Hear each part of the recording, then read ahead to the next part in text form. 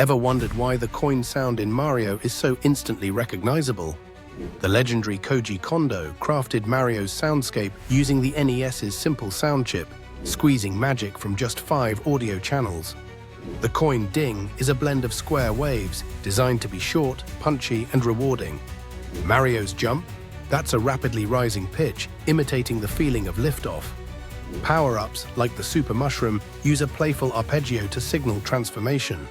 These sounds weren't just effects, they became part of gaming culture, instantly transporting players back to pixelated adventures.